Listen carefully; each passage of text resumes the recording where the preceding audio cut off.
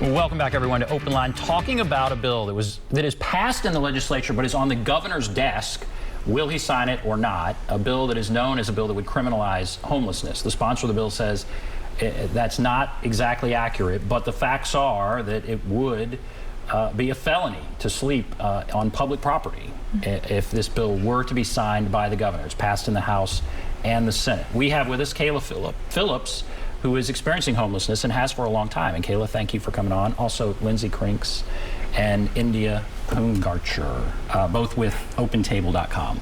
And so, you mentioned how long you have been homeless, and that you have Section 8 housing, but you can't find anywhere that will take it. What's going on there?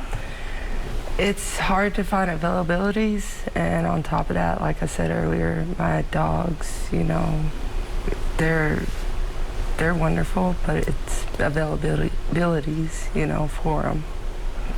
And India, so how did she get the Section 8? And you know, what's going on with that? Is that a common story? Unfortunately, it's becoming way too common, especially here in Nashville.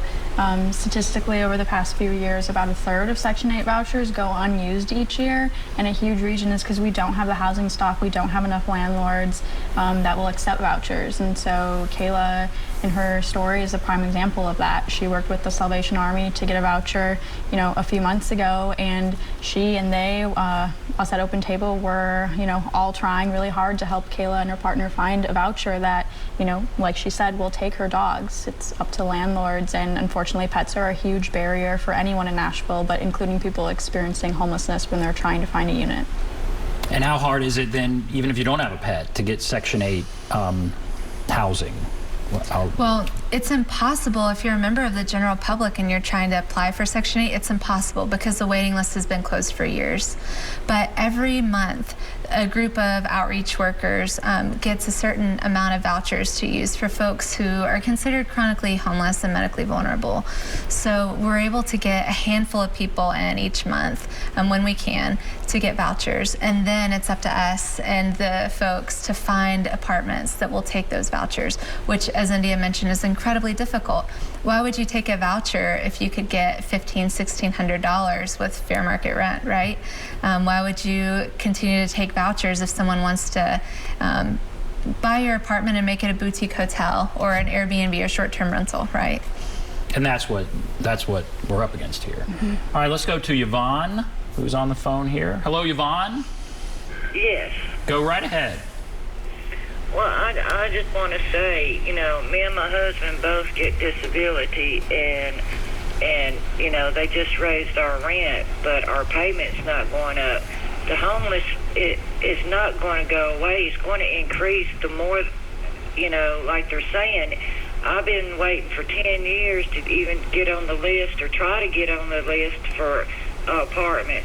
And, you know, sometimes we have to choose between food or our medicines. And so they're going to have to do something because it's just going to get worse.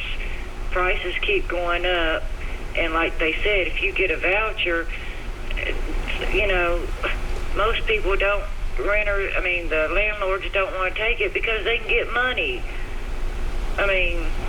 So how concerned are you that you may wind up without a place to live? I mean, very concerned because our lease is almost up. And if they go up any more on our rent, we can't afford it. I mean, and that's me and my husband's disability put together. I mean, we would have to live in the street too, or in our car. And luckily we do have a car. I mean, so, I mean, it's not just people that are drug heads or alcoholics and stuff, but there's people that's disability that can't afford it because the rent keeps going up, but our checks don't go up. And then if our checks go up, then they won't help us with our insurance or our medicine. So either way, I mean, we suffer.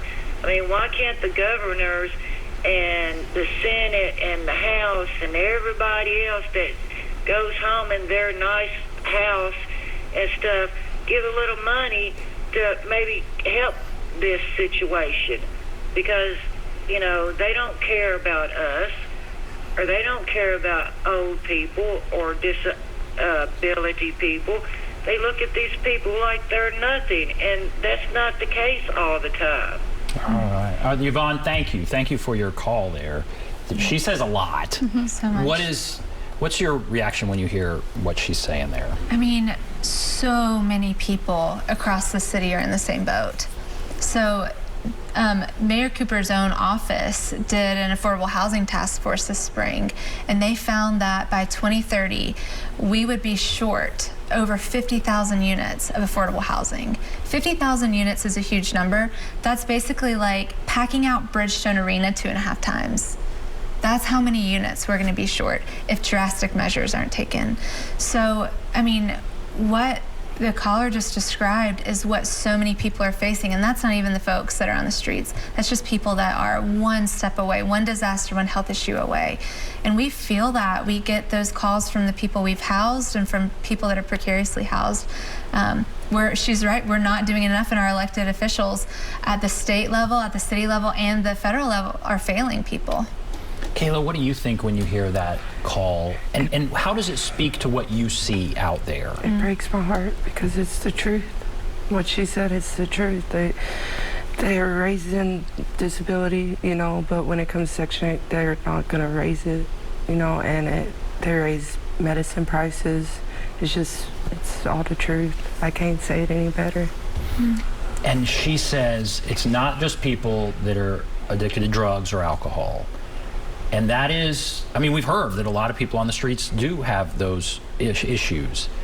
What would you like people to know? And what is it, again, you see out there when it comes to drugs and alcohol? We're not all like that. There's a lot of us that's clean, sober. We smoke cigarettes. That's it. You know, you do have those people that do, but it's tiny compared to the other people.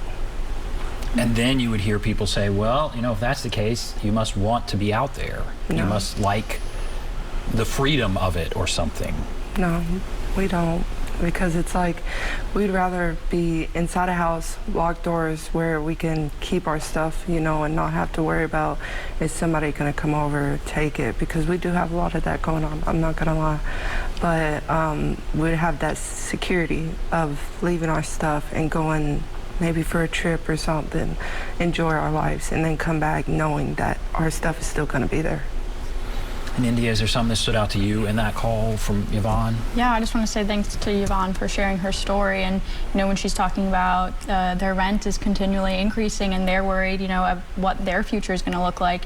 And something that we've continually seen is we have folks that we've housed years ago, and now they're calling us because the apartment complex or duplex that they were renting, maybe they were using a voucher, maybe they weren't, but it was just sold to a developer, and now they have 30 days to get out and find a new unit, and that is literally impossible, and that's happening way too often now. And so not only do we need steep investments to build more units here in Nashville, but we also need policies and resources to preserve the housing stock that we currently have. So it's, yeah, that just brought up the twofold of the issue that we're experiencing here. Let's go to Sonia, is that right? Sonia? Vanya? I'm sorry. Vanya. Yes, Go right ahead. Yes, I was just wondering, it just seems like when I'm, hearing this tonight, when the people from out of state moved in, of course they're all rich, and they're not just paying off. I don't believe they want to, really see the homeless out there if it does something to them. And I just wonder if, they're not paying off Governor Lee. What's that? You wonder what? If the people coming in from out of state? I just wonder if they're not, paying off the governor. Oh, okay. The rich moving in. All right. I don't think the people moving in are doing quite that. But what about that? Your question brings to mind a question I had about what about all the people moving in? Are we seeing more homelessness? I mean, what India just said is people that you housed a few years ago are being pushed out as rents go up, which I can see. Are we seeing people moving into, I mean, kind of what's happening? Who is our homeless population now? I mean, it varies so much.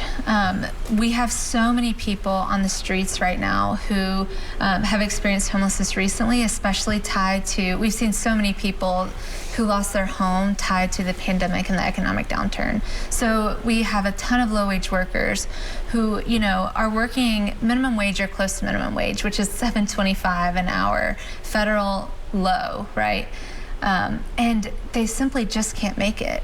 We have people in the camps right now who are building our city. They're building the high rises. They're building the condos. They're going to be building the Titan Stadium. And they're in our camps with their hard hats at the front of their camp.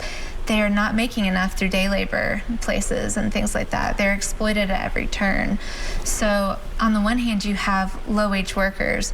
On the other hand, you have folks who are on fixed income, like disability benefits, things like that. So, you know, I think the point that she brought up, we're not as worried about average people moving into Nashville, right? We're incredibly concerned about the investors that are coming in and buying up entire neighborhoods, buying up entire apartment complexes, buying up entire sides of town, like the East Bank development that's going to be happening and is already underway. That's what we're concerned about. And Nashville and Tennessee does not have the protections to maintain affordable housing that currently exists. And that's what we're most concerned about. And those investors may have money putting into the pockets of legislators. We certainly saw that with a recent short-term rental bill. That's a good point. I mean, we've done stories about real estate investment trusts that are backed by, you know, Wall Street firms, big money, and they come in. They were buying single-family homes, and then they started just buying land and building neighborhoods. Yeah. And that's all rental property, but it's not low-end rental property. No. I mean, it's up there. Interesting. Okay, we are going to take a break. A few people on the line. Hold on. A few lines open if you want to call. There's the number, 615-737-PLUS. Take a break. We'll be back right after this.